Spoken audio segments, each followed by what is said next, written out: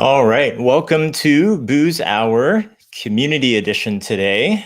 I have a really cool guest on today, 5 a.m. Joel, also known as Joel O'Leary. But before we get to Joel, I have a few things to run through. If you're watching from YouTube, you'll want to hit the subscribe button. That will allow you to get any sort of indications on when new episodes are coming out. When I'm going live, if you hit the bell, then you'll actually get a real notification when any of those events happen. If you're on the Facebook right now, you can actually flip over to the YouTube. So it's youtube.com/c/Daryl and Boo, or just look up Daryl and Boo, and then subscribe from there as well. So a couple things.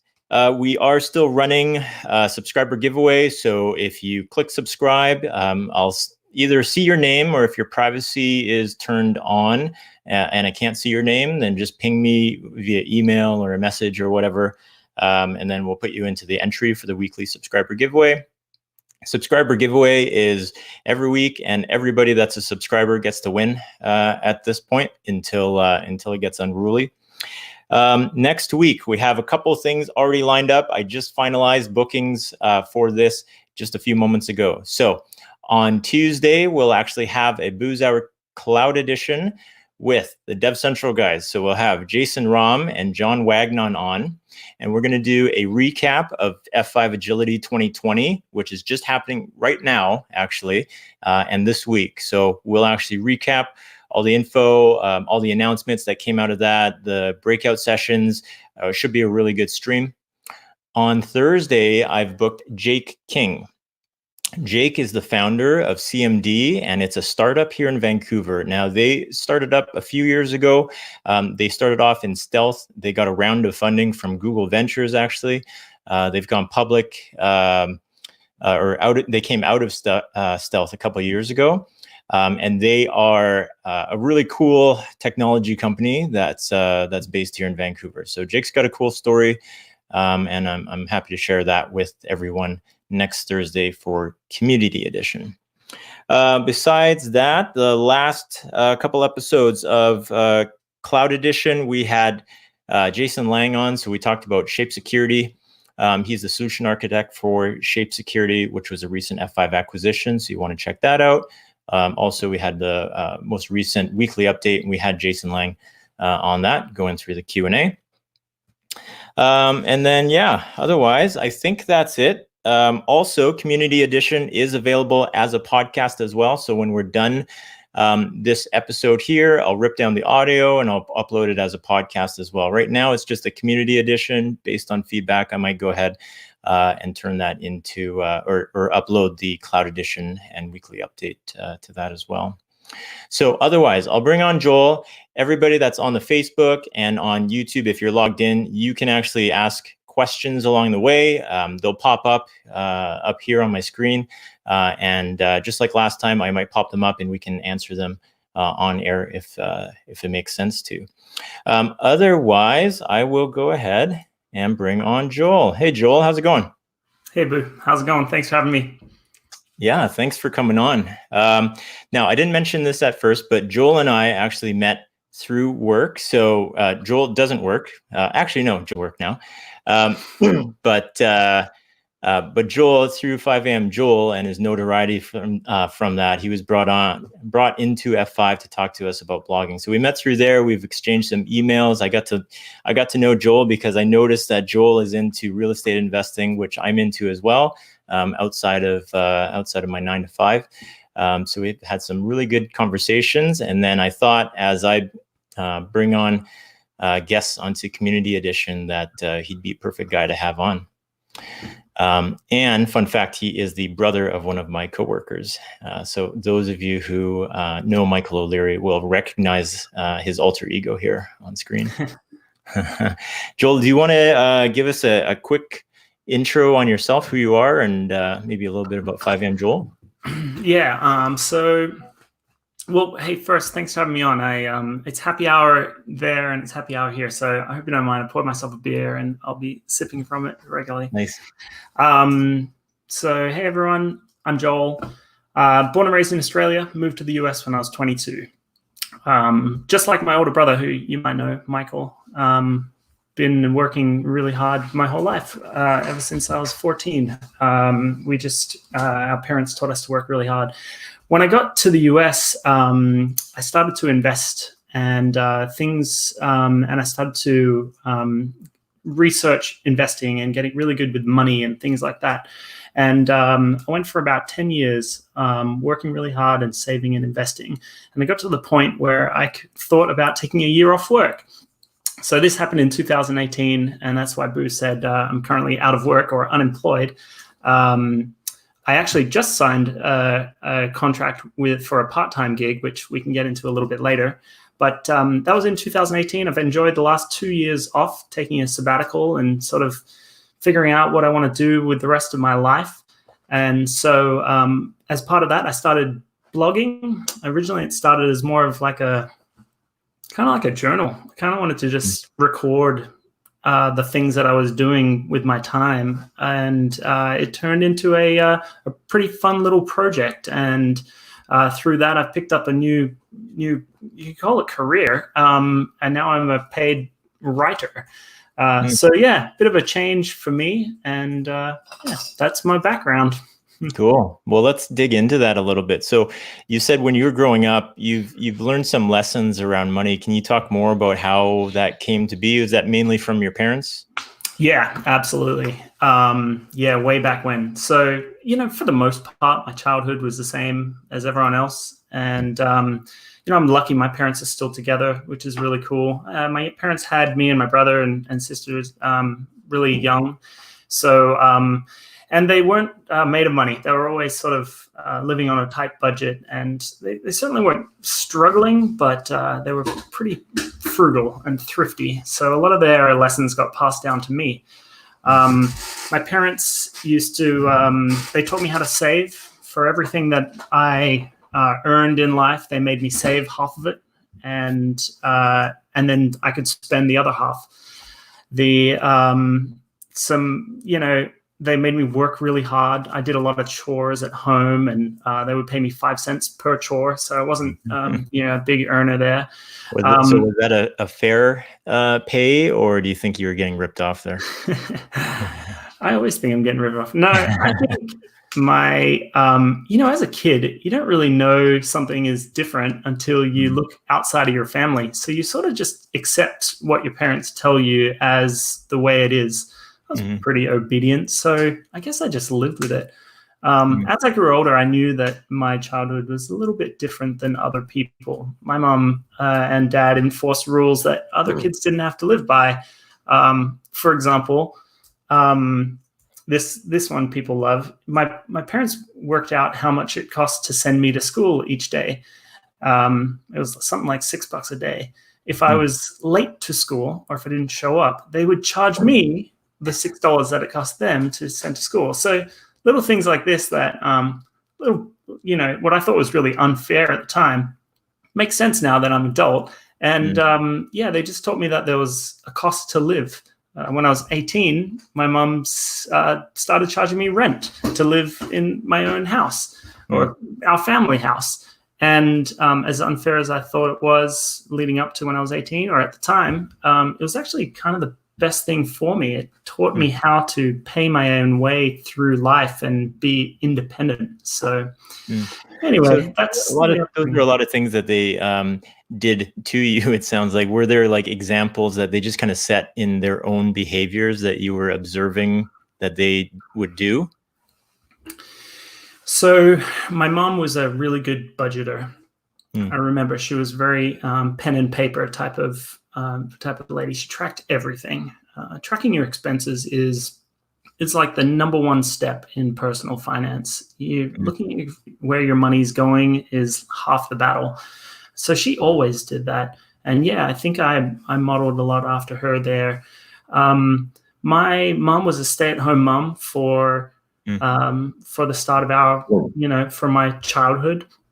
So we were living on one income. We didn't have a lot of, money to throw around. As we got into high school, my mom went back to school to start studying. and then she got her master's in psychology recently. So she's started her own new career, sort of a life after kids. And Wow. fantastic people, my parents. They really are amazing. Yeah, that's really cool. And then I guess from there, you found yourself. Did you go to school after high school and go on to do post secondary, or go straight into career? No, that was always my older brother's thing. He was very, very book smart, and maybe that pushed me in the opposite direction because we were so close. We were always compared to each other, and I never really wanted to follow his exact path. Right out of high school, I got a job in sales, and it was kind of just what my dad did. My dad was a sales rep for a telecom company. I thought I could try it out and do the same thing. So no, I sort of just stumbled into work right away. I always felt bad about not going to college. I think the universe likes to remind you how average you are and how undereducated you are. And I felt bad about it for a long time, and thought about, sort of quitting and going back to school, and I even think about it now. Why don't I go and get my degree? But the problem is, at the time, I started making, some decent money right out of high school, and I didn't want to take the pay cut. And as my life started to kick off, I never really saw education as a roadblock between me and what I wanted to do in life. So no, I never went to school. I tried a couple of college courses when I moved to the US, but I quickly realized that,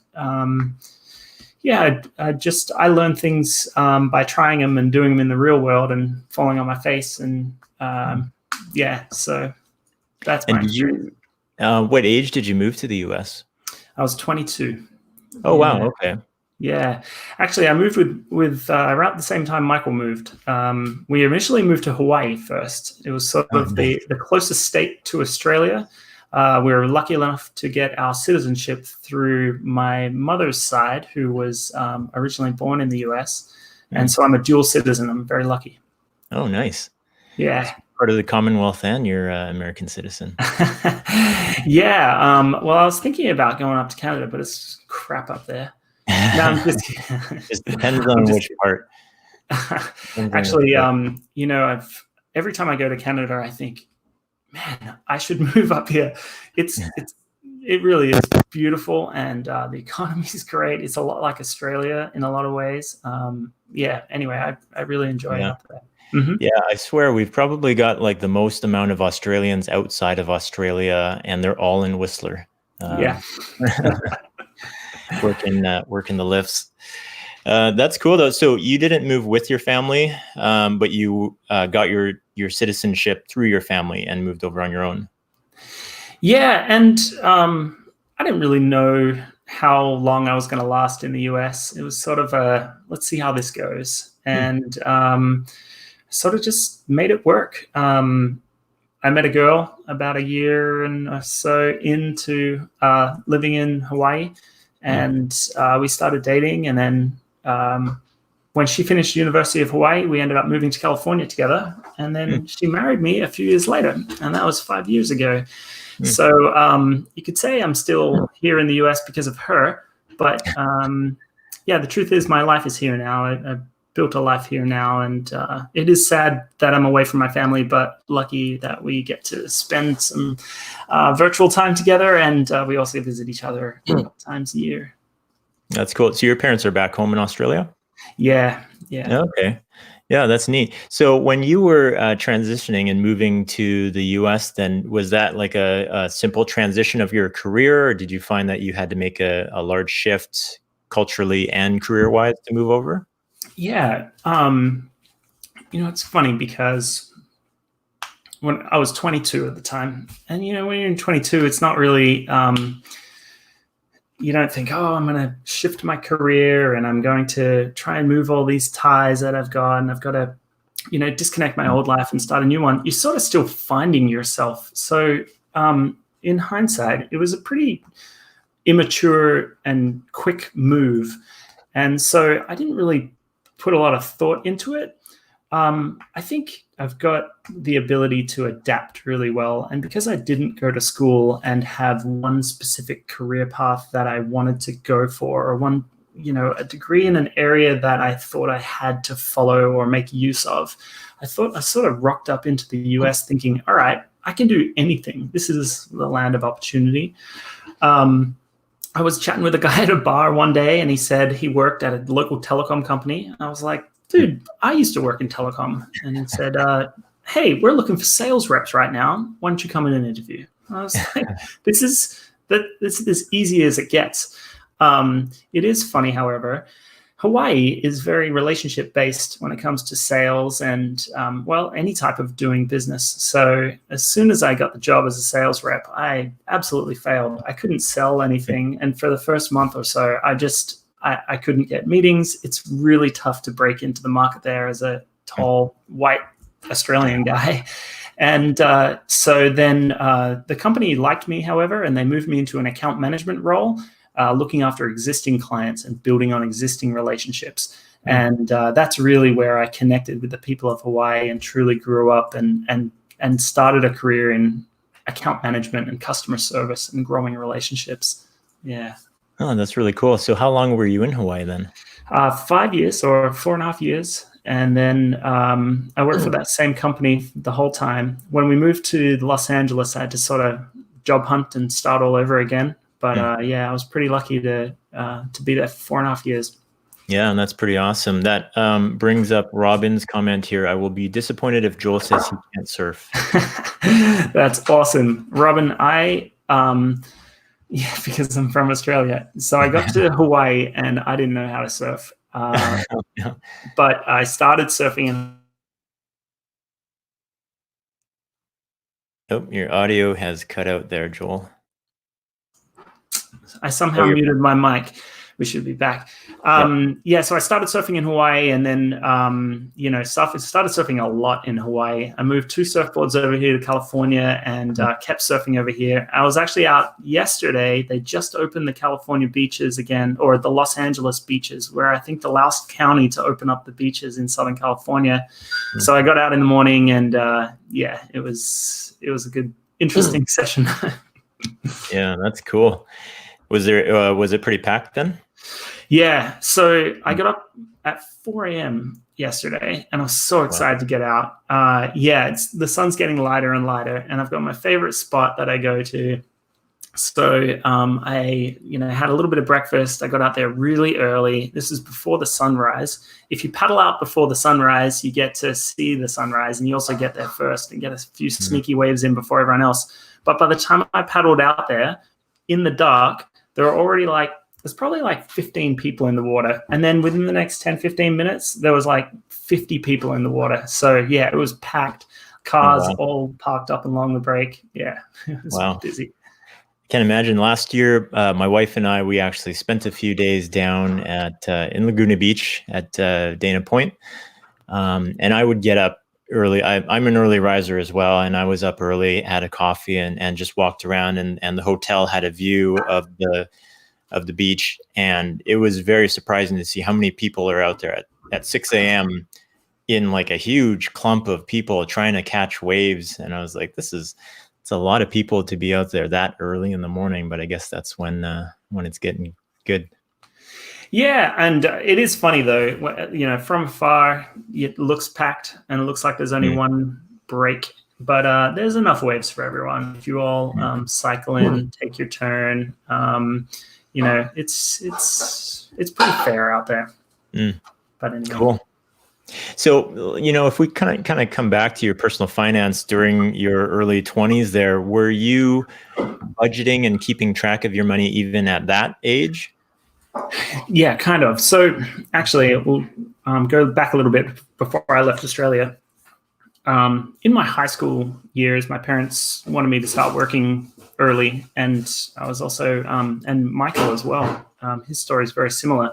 When I was 14, I got a job at McDonald's. And I worked there after school and then on the weekends as well. Because my mom set me up early with this idea of saving half of my income, I just saved half. My first paycheck was $25. I was making about $5 an hour. I worked for 5 hours, and my first paycheck came in, it was $25. Nice. And I still remember I spent like, I don't know, $10 of it. At that time, we were giving to charity, our family was, and then I had about $10 to save as well. For the savings portion, I just always kept up a 50% saving rate. So all through high school and all of my McDonald's earnings, by the time I was 18, I probably had like, I don't know, $6 or $7 grand. And, not a huge amount of money, but for a high schooler, that's, a decent chunk. And especially from a family that wasn't made of money. I think all of my friends at the time were buying cars and, thinking about places to move for college and whatnot. For me, my parents came and said, hey, we're going to buy an investment property. Would you like to go in on it with us? And the way it worked out was I was going to buy 1/4 of the investment property with them. The place was about $200,000. And so they said, Joel, your portion will be $50,000, this portion of investment property. You're responsible for 1/4 of the overall down payment, 1/4 of the expenses that are going out, and 1/4 of the incoming rent. And here's how it all works. And so I sort of put on my investing hat before I left Australia. They taught me how cash flow worked, and I started to understand that saving is not just saving money and putting it in the bank account. You can actually start making that money work for you a little bit. When I got to Hawaii, I think the first few years I was still very, I had high expenses because it was my first real time living outside of my parents' home with a, real rent and things like that. I wasn't earning a ton. So it took me a while to really build up a nest egg and start saving in Hawaii. Eventually, we ended up buying a small little condo over there, another rental property. And that's what sort of started the whole property investing path for me. And do you still own the one that you bought with your parents? No, we sold that a couple years back, and but we held on to it for probably 15 years, I want to say. A great investment, doubled in value. Australia's market is a little different than the US and probably different than Canada, but it wasn't a cash flow positive property. It wasn't paying for itself. It still required me to pay a little bit here and there to service the mortgage and all the expenses. My strategy changed a little bit over the last 5 years. So I was thinking about moving money from these underperforming properties or properties that didn't fit my current investment criteria over to properties that did fit my current investment criteria. So I got rid of the Australia one. It was also becoming a nightmare to figure out taxes and things like that. And then we also offloaded Hawaii property as well. So currently I only own property in the US. Okay. It'd be hard to give up the one in Hawaii, I would think. I think we held on to that one for too long. All in all, Hawaii, and I haven't done the exact math because it hurts me too much, but my guess is we probably lost, and I say we, it was myself and my brother as an investment property. We probably lost 50 grand over a 10-year period in between buying it, keeping it for 10 years, and selling it. Wow. And that's a lot of money when you think about it. It's a small amount of money per year, though. $5,000 a year for 10 years. It's funny how money can can seep out of your investments if you're not paying attention. And I think one of the reasons I held on to Hawaii for too long was because it's in Hawaii, and it was so cool to say to people, I used to live in Hawaii and I own a property over there, and it's a little, cute little condo, and I had my 20s over there, and it was, I think if you get emotional about rental properties, it's a mistake. And it's a mistake that I definitely made, and it cost me. Yeah, there have been investments that I've pondered for a very long time. I've talked to other people about this in really nice spots, but the math never works. Right. And I'm always drawn to where the math works. And it's really hard emotionally to look past it, or at least I don't write it off. I just shelve it and say, maybe one day that'll work. But in the meantime, I just can't focus on that kind of stuff right now because it's not going to help. Where was most of the loss from on the Hawaii property? Was it property value itself or operational costs? Yeah, I'd say it's a little bit of both. The cash flow was never, we worked out to be cash flow neutral, but because it was part of a homeowners association and they have incremental increases, our rent never kept up with those increases. So that was, we started being cash flow negative in year one, and then it just kept going, and that gap kept going and going. Another thing is we had, it's a leasehold property. A lot of the properties in Hawaii are owned, the land is owned by another large, Hawaiian corporation or some old trust. So you're paying lease rent to them. These lease rents are on some master contract that can increase drastically over time. So we had all these just little things that ate away all of our profits. In the end, when we went to throw this thing up for sale, it just wasn't worth very much. And so anyway, we thought we bought it at a pretty down market. We bought it in 2008 after things sort of had crashed. Wow. But yeah, it turns out, we didn't get much for it at all. Wow. Yeah. Interesting. And how about the one in Australia then? So that one there, was that fruitful for you guys? Yes, I think that's more difficult to calculate because there were several refinances involved. And when you start taking out large sums of money of equity, using them, and then possibly paying down your mortgage, a lot of it early, it's very difficult to tell what happened. In general, the property values went up. And from everything that I went back and calculated, I think I wrote a blog post on this. I kept up with about a 9% annual year-on-year return from my initial down payment to the best of my calculations I can see. So yeah, it was profitable. As it turns out, you can probably throw that amount of money in the market and sit on it for 15 years and still earn a 9% return. So I don't really know. It wasn't a slam dunk. We'll put it that way. Yeah. Okay. Interesting. And so at some point you purchased the remainder of the property from your parents then? Yeah. So after buying a quarter of the property, my parents came and said, hey, how would you like another portion of it? And we revalued the property and I was able to pay more, or I was able to buy another portion. At that time, my mom did one of the best moves, which was, okay, now that you own more of it or half of this property, you're going to manage the books. She had the property management company call me for any of the issues and maintenance and things like that. And I got to see really how the cash flow worked. At that time, she sat me down. She worked with a manual like book with a pencil, working out how much money came in, how much money went out, all the expenses, always down to the nearest cent. It was pretty amazing. I got a lot of my education from my mom. That's really cool. So you mentioned you had property management. Have you managed any of the properties on your own at this point then, or you just outsource all that? I currently outsource everything. And I learned that lesson the hard way. In Hawaii, I tried to manage our property for a little bit, and I'm a horrible property manager.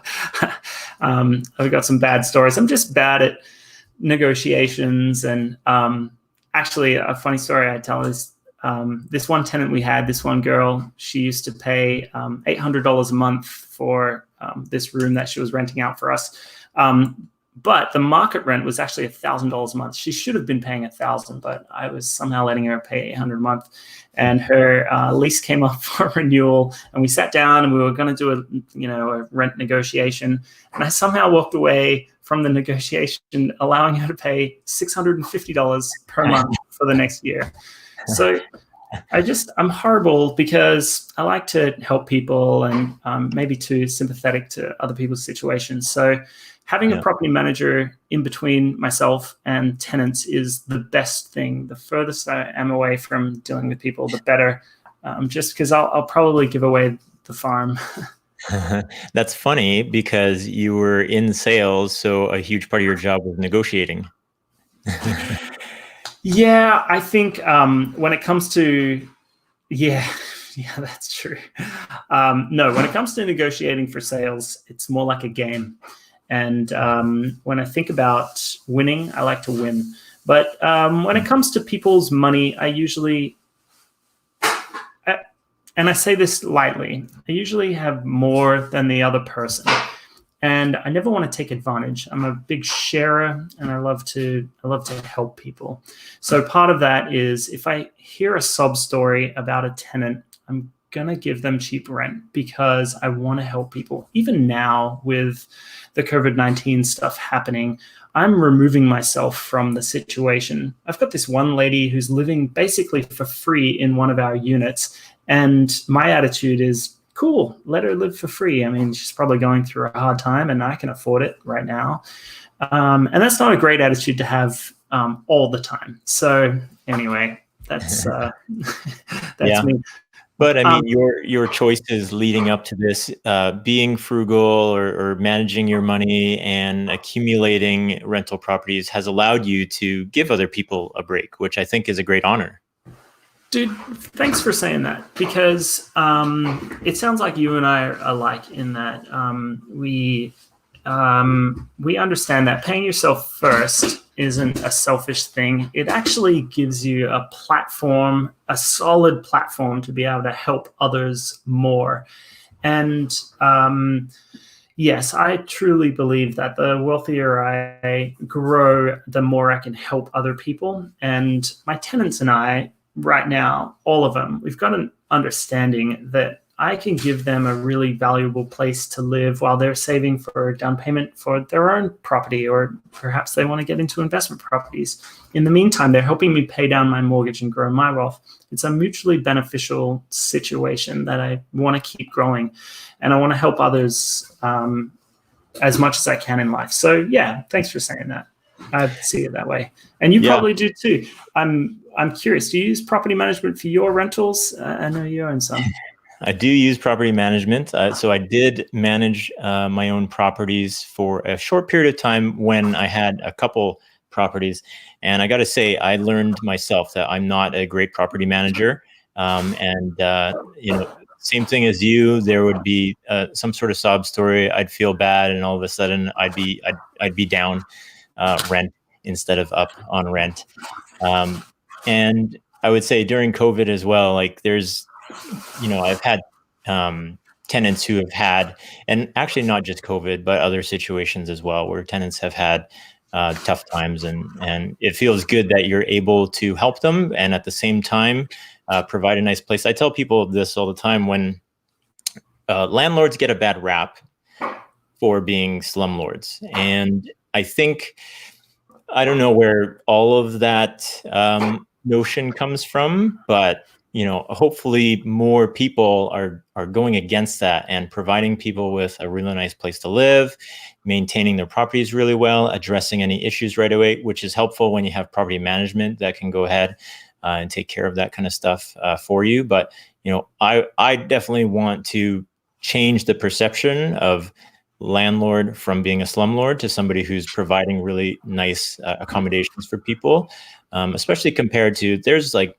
really big developers who are also renting out places, and they have really nice and fancy places. But I've seen examples before where, if you're short $50 on rent, you're not talking to a person about being short on $50 on rent. You're talking to bigcorporation.com about how you're short $50 on rent. And that's not going to be as easy of a negotiation as just calling up myself or yourself and saying, hey, can we figure something out about this $50?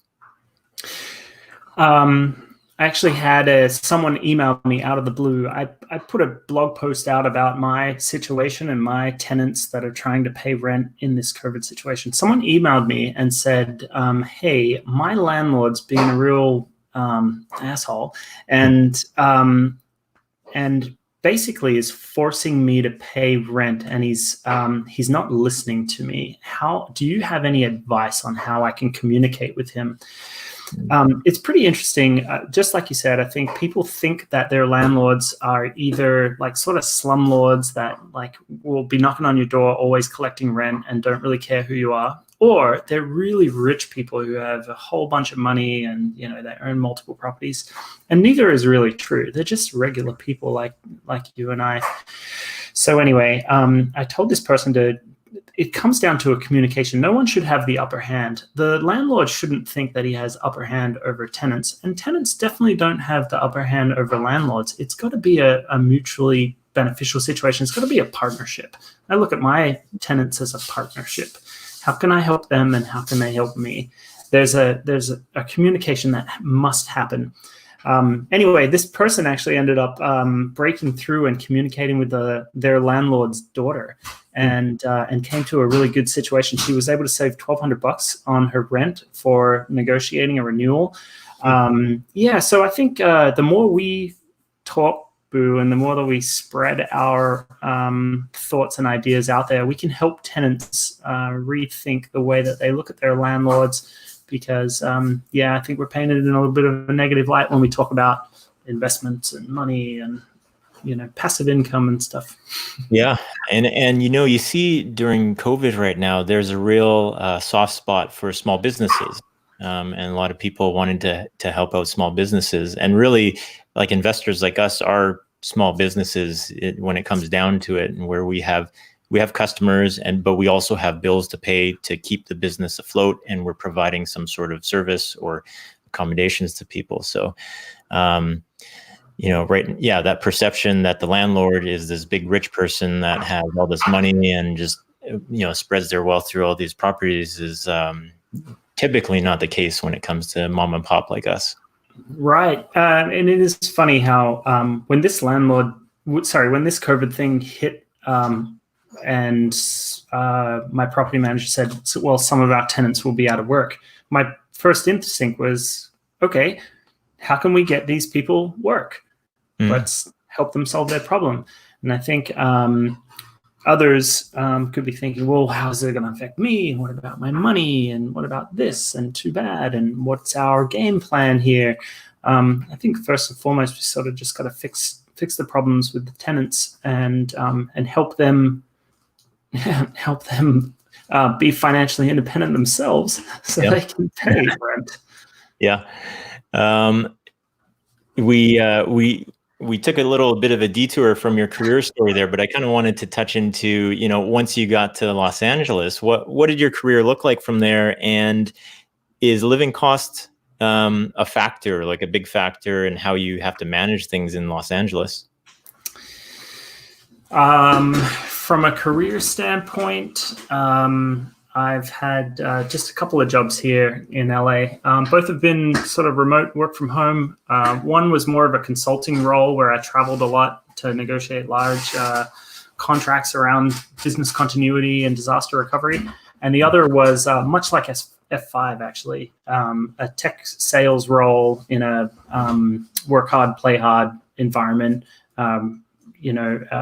Very cutthroat sales culture, and but a very exciting role and a lucrative one too. From a cost to live standpoint, Los Angeles is pretty expensive. I've got a couple of good things on my side. First of all, my wife and I are a team, and we can attack it together. So we've got her income and my income. We have a very cheap living situation that we negotiated in 2012 when we moved here, and with very, very small rent increases. So we're sort of stuck in the place that we've got because of, you could call it like a lease or a rent lock of some sort. And so, right now I think we're managing, and it's good. I think it's nice to think about moving to somewhere with a lower cost of living, but we've made it work in LA, and our friends are here, and our extended family is here. So for the time being, LA is where it's at. But there definitely is a sunshine tax that you pay for. So. I'm assuming if you've gotten to the point now where you've been able to take a sabbatical, that your wife is pretty on board with budgeting and living below your means.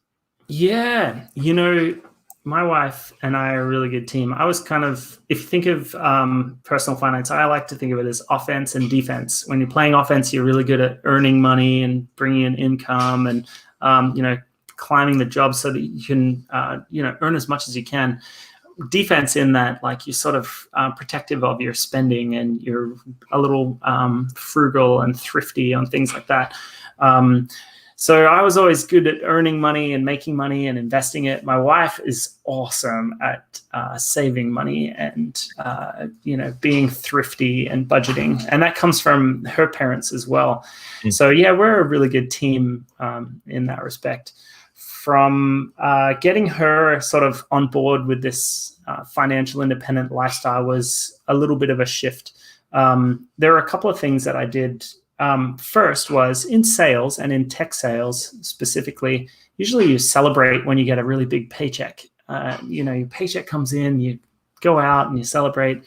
But what I realized is when my wife and I would celebrate, it was a little bit bittersweet. I was happy about the large paycheck coming in, but the effort and the time that I had to put in to make that money was never worth celebrating. I was exhausted afterwards.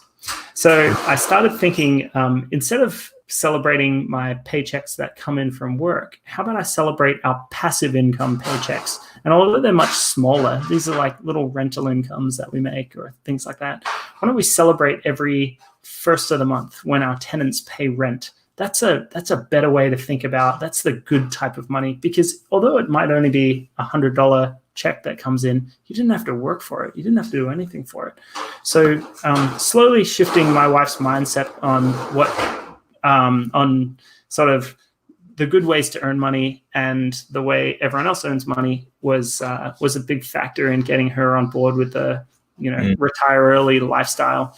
And then the other thing was just always showing her the finances, always being open with where we were, always talking about money. It was never about cutting things out of our life that we wanted. It was always about creating a life of the things that we wanted and then figuring out how we can go and afford it. So, we just had really good communication. Yeah, that's really cool. You kind of see that with a few couples where they need to resolve that kind of stuff early on. Is that something that you identified right away when you met her? Or, you all of a sudden found out a year later, hey, we match money-wise? No, I found out when I met her. She was a college student at the time. Just out of college, when she graduated, she got a job in Hawaii doing outreach for a program. And I remember her starting salary was $22,700 a year. And she came to me and she was so excited about this. She's finally got a job and whatever.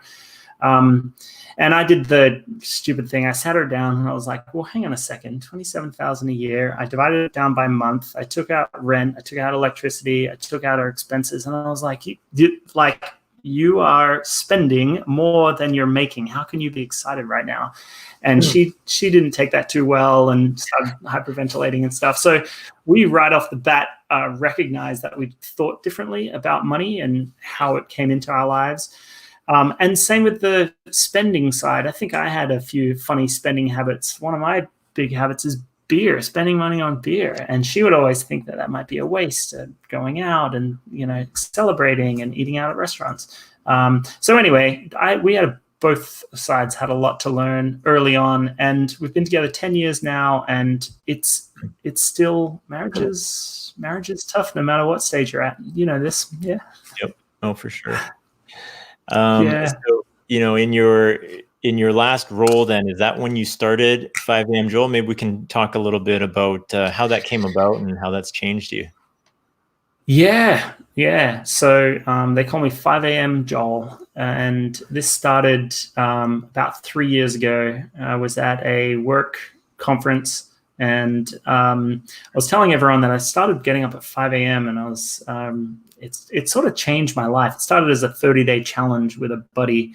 And then, but I noticed all these improvements at work and in other areas of my life. So I just sort of never stopped. One day I woke up at 5 a.m. and I sent a message to my immediate team. And I said, hey guys, we're going to crush it today. I'm so excited. And it was sort of just a little motivational, positive, pump me up message. And then and everyone seemed to like it. And then the next day I woke up and did the exact same thing. I sent a message, hey guys, we're going to have a great day.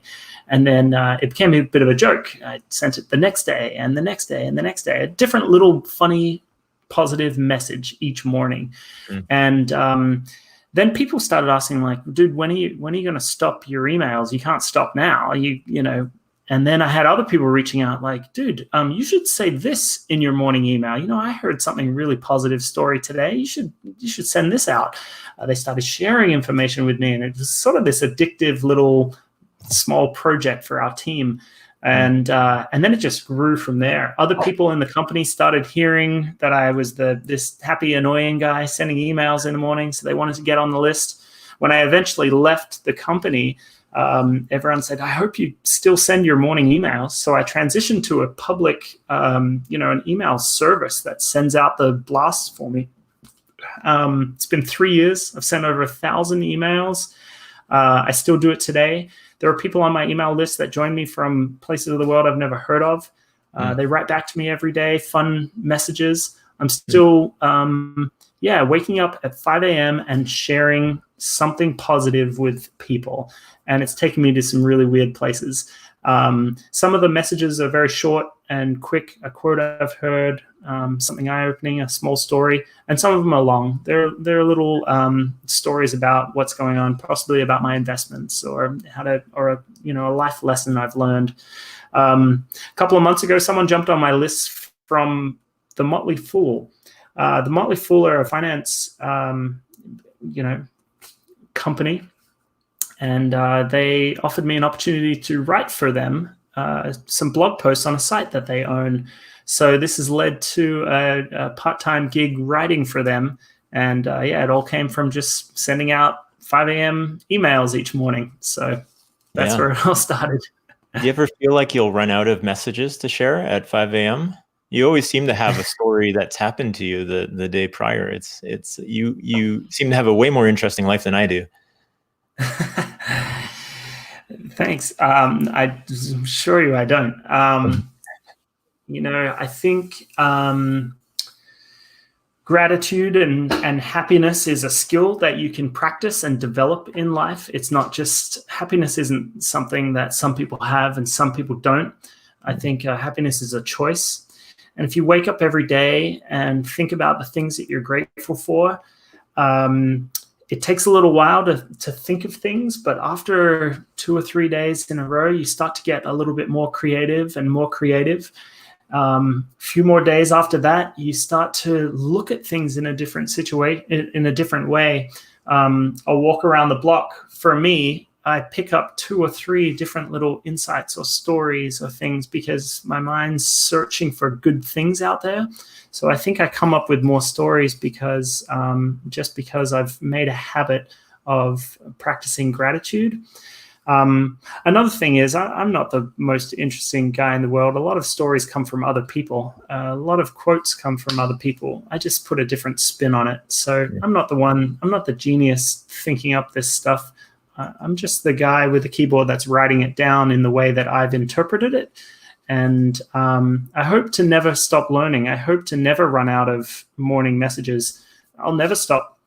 I'll never stop appreciating things. I'll never stop learning lessons. So I should never stop learning, never stop emailing. Yeah, that's cool. So in your time in Los Angeles, maybe let's talk about your real estate investing. Now, well, first of all, you haven't mentioned anything around equities. So do you not do any S&P 500 ETFs or anything like that? So good question. Because I moved to the US when I was 22, I didn't even know what a 401k was. And I just I was only exposed to real estate. And so I never really paid attention to the stock market or anything about good tax strategies until later on, until I started really getting into like, hang on a sec, what should I be doing here? One of my companies started matching 401k, and someone sat me down and explained, hey, if you at least put 6% of your salary into a 401k, we'll match it and that'll start to grow. So that was my sort of intro into, all right, I guess I should probably have some funds as well. So I've got a smaller 401k and Roth IRA than most people because I just started later in life. And right now my portfolio is about 50% real estate. My wife was gifted a few small funds from her families when she was really small. So that's added to our portfolio, and that's after tax stuff. It's not a huge account, but that's a brokerage account that we can start to, I say play around with, but we stick it into an index fund and leave it in there. My 401ks and IRAs are all in index funds. I don't do any individual stock picking or guessing or gambling, or I try to do it too anyway. Okay, cool. So just your standard Vanguard indexes that you're into. Yeah. Any industries that you're into? No, I go total stock market index or total stock market index or US index, depending. I sort of chose funds a long while ago and just left them there. Yeah. So, yeah. Cool. Real estate investing, though, that was always my primary goal. I don't know why. It always made sense to me. It was a little bit more in my control and more of a passion than index investing was. Mm-hmm. That was always the easy and slow and boring route. When I got to Los Angeles, I quickly realized I can't afford anything over here because, like Vancouver and anywhere in BC, it's just ridiculously expensive. Yeah.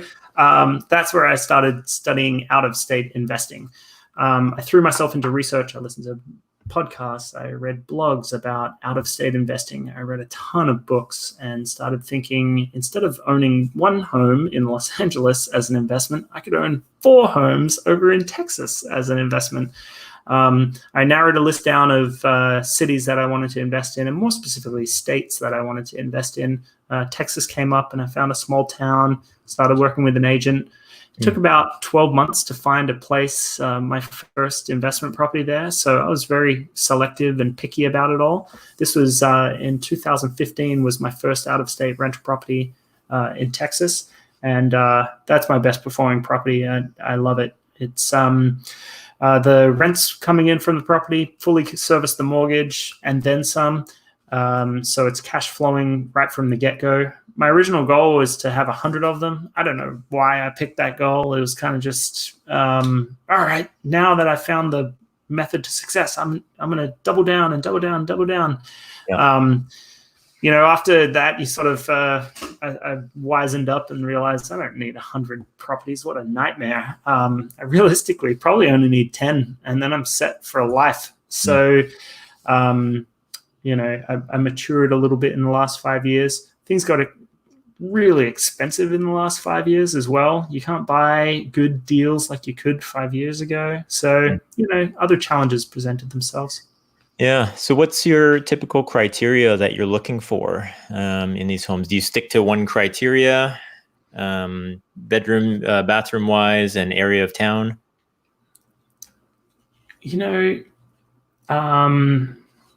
I think the first thing I do is more of just a general numbers.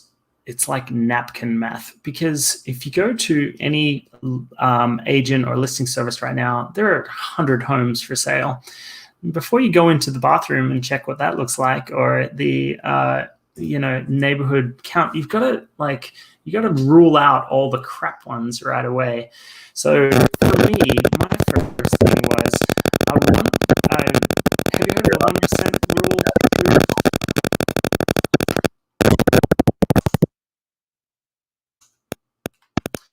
Am I back on now? Yes, it's cleared up now. You can hear me? Okay. Yeah. Are you familiar with the 1% rule, Boo? Mm-hmm. Yeah. Maybe we can go over it for people listening who aren't aware. Yeah. Okay. Why don't you go over it? Yeah. So basically, you take the property value and divide it by the rental amount, and that should be 1%. And 1% is kind of a rule of thumb because it should cover expenses of the mortgage and property upkeep, right? Perfect. So my general thinking was this. It was sort of two-way. First of all, I wanted a house somewhere within the $200,000 range. I would know that if I bought a house for $200,000, I would want the rent to at least be $2,000 per month. Now, if the rent was not, that would meet the 1% rule, just like Boo explained. If the rent was not $2,000 a month, let's say the rent was $1,800 a month, then the maximum I would pay for that house would be $180,000. Again, making the sale meet the 1% rule and criteria.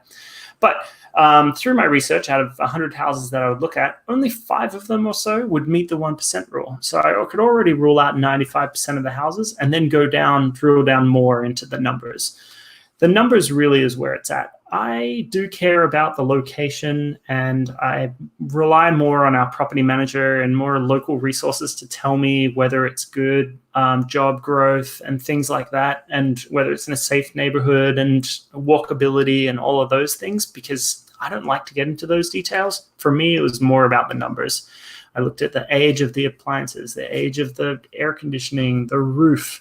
And if I can add all those expenses into my numbers to pay for, and if it still meets the 1% rule, and if it's still cash flow positive, then that would meet my criteria. I say was because this was a few years ago. I actually haven't bought a property in the last 2 years. Properties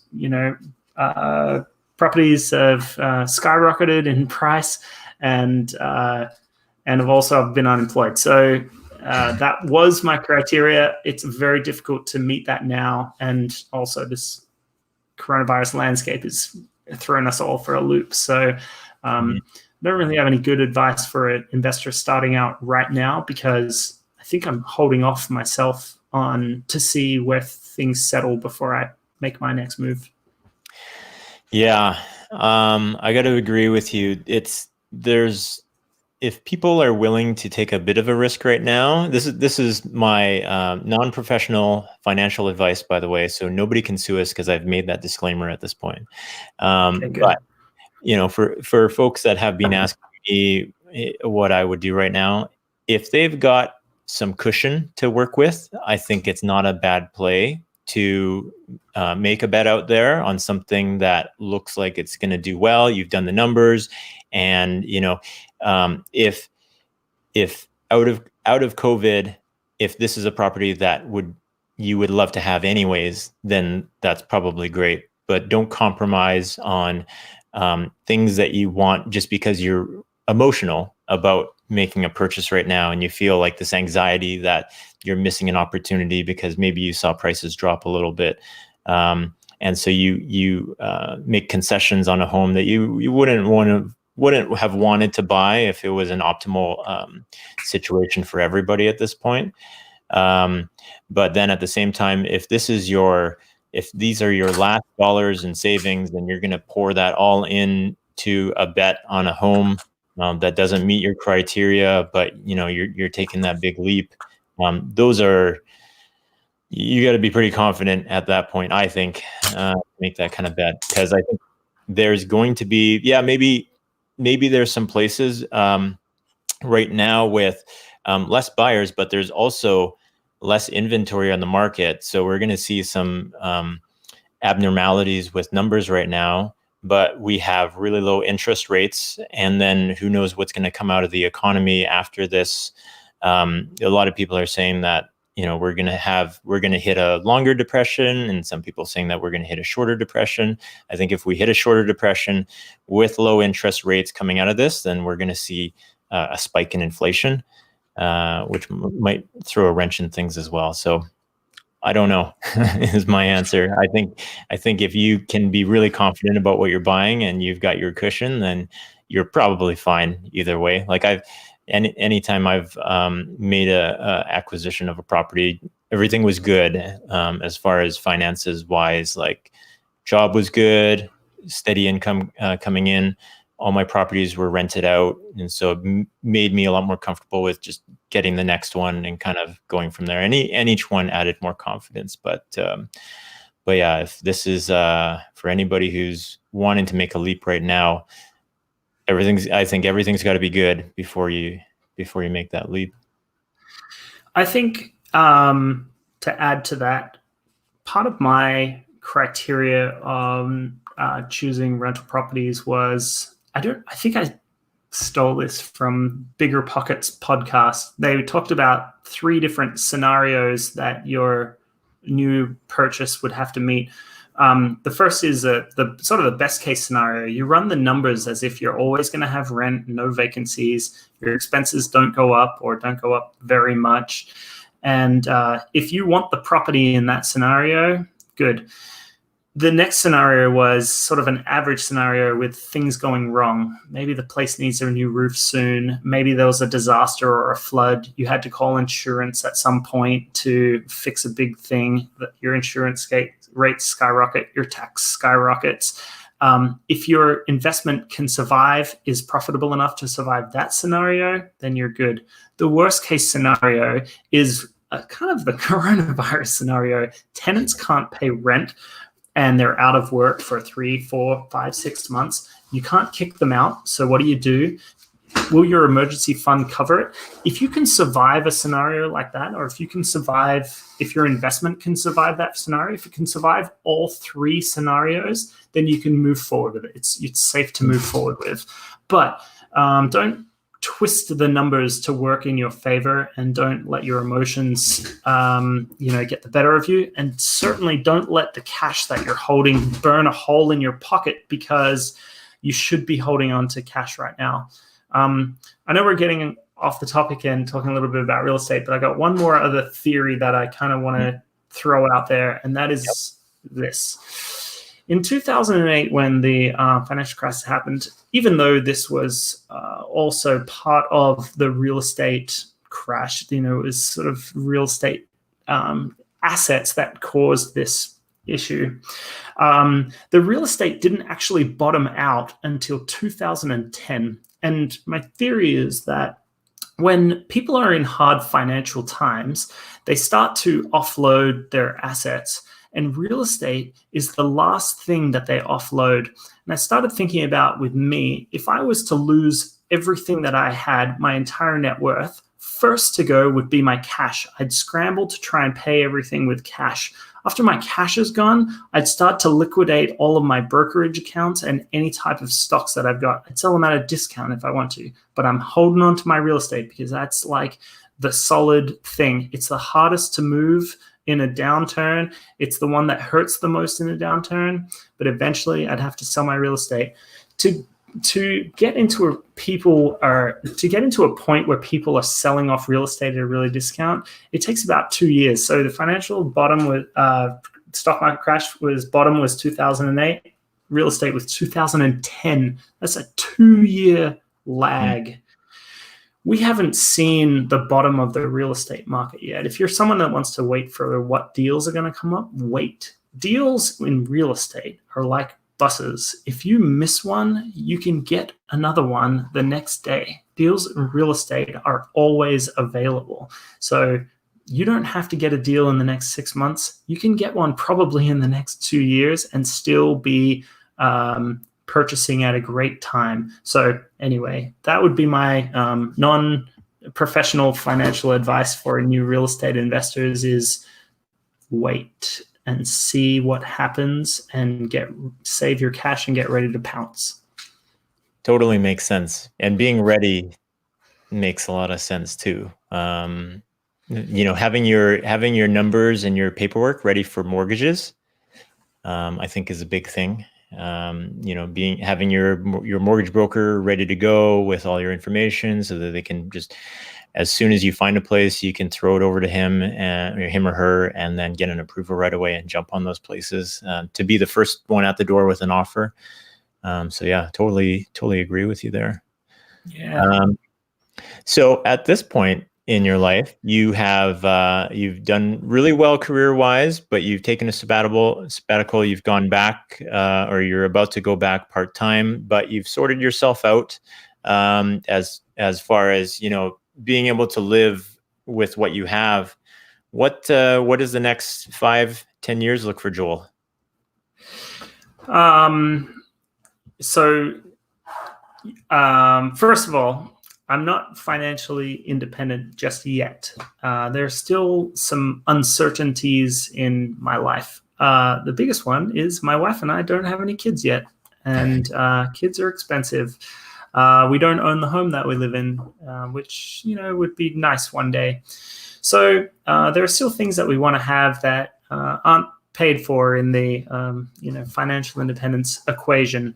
So we're still going to have to work at some point, which is fine. I'm more concerned about work that I enjoy and work that I like. Part of this sabbatical was to figure out, to get back to what my priorities are in life and figure out what's really important and do more of those things and a little less what everyone else wants me to do. And so I'm still figuring out what my path is. It's somewhere around the help other people route, probably with writing, perhaps talking a little bit more, and as for my wife, she is a special education teacher. She loves what she does. She is so good at what she does. She provides value to the world in what she does. So for the next 5 or so years, she's committed to doing that and continuing that and growing that. So that's what it looks like for us. No drastic moves. The kids' discussion is still up in the air. We'll see. Yeah. Very cool. Well, we've gone a bit over time, but I really appreciate having you on, Joel, and I've really appreciated getting to know you after the past few weeks here. And it was awesome when you shared your website with us, and I went to it, and then along the side, I looked and I was like, oh, there's something about real estate investing on here, and then I looked into it more, and then emailed you, and we clicked right away. And even when we were on yesterday, it felt like we could have chatted yesterday for a long time, and I'm sure we can here as well. So definitely appreciate it. Yeah, we probably get off on tangents. Yeah, for sure. And I think it would be great to have you on again at some point. I'm sure there's more commentary that we can both provide on some of the events that are happening right now. And just getting updates on what you've been up to. So definitely appreciate being able to get to know you and your willingness to jump on and letting other people get to know you as well. I think you've got an inspirational story that allows other people to be more positive in how they do things. Anything you want to plug, Joel? Thanks for having me. Anything that you want to plug for yourself? No. If anyone's got any questions, shoot them over. I'm pretty easy to contact. I respond to every single email.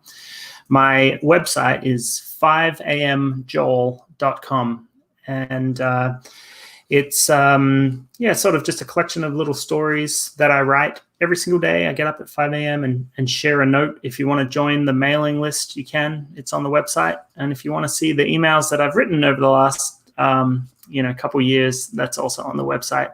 Check it out. And Boo, thanks so much for having me. I really do appreciate it. Thank you for coming on. I thank everybody that tuned in. We got a good amount of views today, so that was great, and I'm sure we'll continue to get views later on. But thank you for everyone tuning in to Boo's Hour and supporting this. Please click on the subscribe button if you haven't below. If you're watching from Facebook, head over to the YouTube and click the subscribe button so you get notifications on this stuff. And otherwise, we will see you next week when we have Jason Rahm and John Wagnon on. So bye for now, everybody.